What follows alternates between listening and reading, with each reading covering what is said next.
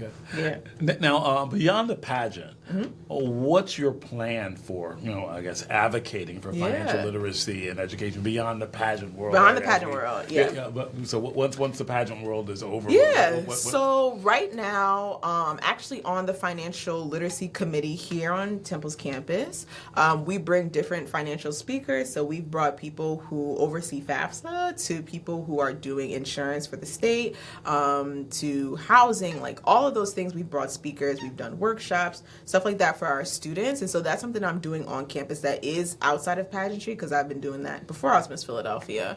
But after, so right now I am getting my certificate in public relations. And so hopefully I do see myself working for a financial tech company, or even banking, or whatever the case may be, something related in the financial sector, and doing public relations for them. And what does public relations look like? It's messaging to the public, it's communication, it's event planning, it's creating these new campaigns that will get different key stakeholders involved inside of the mission of these organizations. And so being able to do public relations for different financial tech, whether that is online banking or PayPal, Venmo, whatever the case may be, and being able to, hey, like, we need to make sure we're targeting this audience, not for their money, but to be able to share education, right? And when we are able to educate people in being smart with their money, having a healthy relationship with their money, they can utilize different services in a better way, right? And so I guess like that is what's on my mind right now, because I really wanted to go into, if not public relations, whether that is like I just said, event planning, or being a public relations specialist for a certain company, either being a publicist or a reporter or a writer, like pretty much anything where I'm able to get the message out, the importance of financial literacy. Right. Many institutions have great philanthropic organizations. At most major financial institutions, they have the foundations, etc. That they need people with a consciousness about the impact of their messaging and products and services to diverse communities. So that would and be even beautiful. Now, so like I know you said outside of pageantry, but I guess to stay in pageantry, because like that is what I'm doing now. So with Miss Philadelphia, one of our biggest sponsors is Republic Bank, and so they actually have a financial education program called Money Zone. So I'm super excited to be partnering with them in that way. Republic Bank has been a sponsor of Miss Philadelphia for years. They've been able to donate scholarship money to the organization, but being one of the first Miss Philadelphias to be able to engage with our sponsor in a different way, not just, hey, you can give the scholarship money, but also, hey, what are y'all working on and how can I help? And so I'll be going to different schools with Republic Bank to talk about their Money Zone curriculum. And so I'm super excited for that, to be able to partner with them in that way. Now, I mean, so you talk about partnering with them, and just to finalize our discussion, what's the importance of community? Right. I mean, talk to us a little bit about the importance of community when it comes to financial literacy. Right. What your example of Republic Bank is a great example, but what other types of community outreach or programs that, and what can, the masses do, if you will? Yeah, and so the thing about finances and financial education is that you do have to have like, a certain level, and also you need to be certified to actually give financial advice. But what you can do outside of being certified, like you can talk about finances. When I go to schools, I talk about the things that I do. I can give information, like I said, talk about entrepreneurship. I'm not telling them, hey, you need to go start a pizza shop right now. That's not what I'm telling them. I'm like, hey, these are ideas and things that you can do. And so when it comes to community and being inside of your community, whether that is like recreation centers, coming together, like creating different savings goal and financial planning, and like talking to your peers, oh, this is a goal that I have.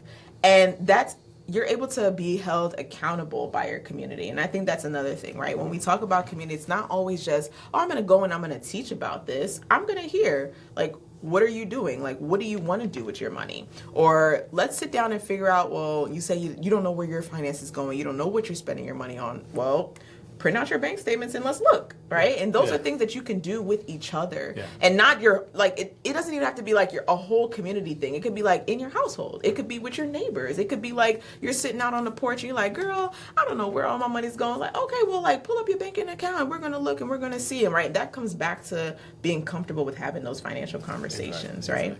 And so if we don't have a level of comfort or a level of trust, then it'll never happen. And so I think that's really where it starts in our community. Is recognizing that we're most people are not where they want to be.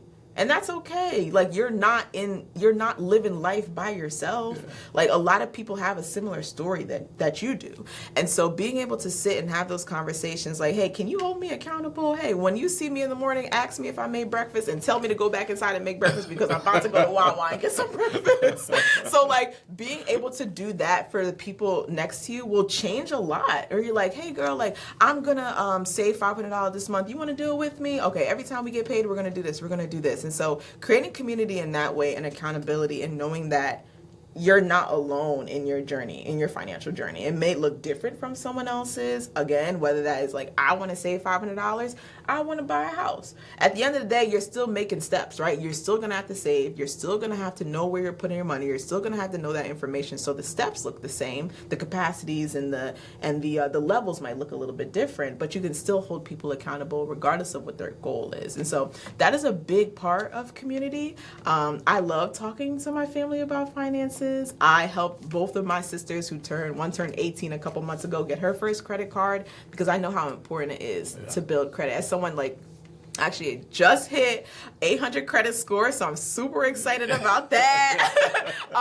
But it's like, even looking at that, I know when I'm ready to buy another car, like I'm just gonna go get it. Yeah. Or like when I am ready to actually make that step to get my financial or my real estate property, like I have the credit for that. Yeah. I have the saving for it, and prepared. So I'm prepared for those things, and that's really where it's like where it is. It's like taking those steps so that when I'm ready to take a leap, like I have everything. Yeah. I have everything that is built up so that I can reach that goal. Yeah, well, This is really beautiful. This has been a fantastic discussion. Yeah. I mean, we want to know for our listeners, how can they support you? How can they support you in your endeavors, both from a passion perspective, but also in your other initiatives? Yeah, so I'll say a couple things. So I guess right now, I don't know when the podcast is actually going to drop, but I am competing for Miss Pennsylvania in June. And so personally, I'm looking for an on-stage sponsor. So our sponsors can range anywhere from $300 to $500. So if there's a company you'd like to be a sponsor of Miss Philadelphia for the Pennsylvania pageant, that is something that's one. The second thing, Miss Philadelphia in general is always looking for sponsors and donations. As Miss Philadelphia, I was able to win $6,000 in scholarships because of our amazing sponsors. And that's just not our bigger sponsors, but even the individuals that are able to give to the Miss Philadelphia organization. And so how you're able to give, you can go to missphiladelphia.org and look for the donation section. You can also message our Instagram, Miss Philadelphia org, so O-R-G.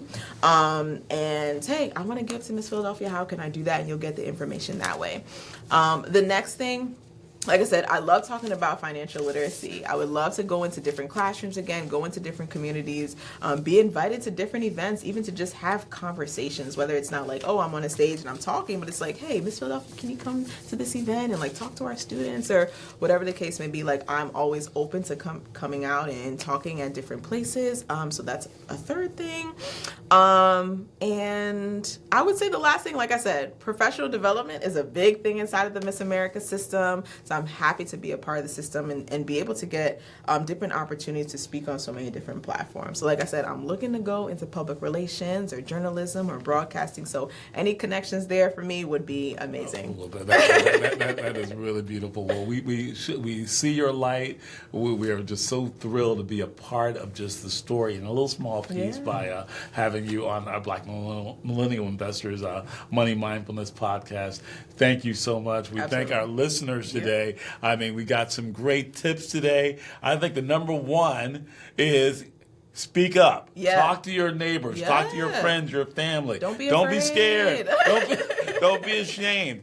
Go speak up because there's power in community. There is. And we're all having to navigate this in our own way. And so I think that advice is just really fantastic. So we thank you so much for that. And so thank you so much for joining us. Thank you, Ms. Philadelphia, Ms. Tynesia Wilson, for joining us today. We'll be rooting for her as she goes on to the Miss Pennsylvania pageant in June, and also we will have on our website details about her upcoming pageant and how you can get in touch with her, as well as how you can support her in either a sponsorship role or in any type of advocacy work she's doing. So thank you so much for that. But before we wrap up, as always, we want to leave our listeners with an affirmation, because we really believe changing your mind actually impacts the results of how you operate from a financial wellness perspective. So we want to leave you with this. So repeat after me, wherever you are. I am conscious of my budget and aligned with my financial goals. Every decision and action I take brings me closer to financial abundance and freedom. So by incorporating this in your weekly, daily process, I think you'll see a shift. Repetition confirms, strengthens, and supports. And so just do that. And you'll have that affirmation on our website, again, at www.blackmillennialinvestors.com. So that's all for today. We want to thank you so much. Tune in next week as we continue to explore money mindfulness. And in the meantime, and until then, keep your mind on your money and your money on your mind. I'm Andrew Dumas, and I'm out. That was so good.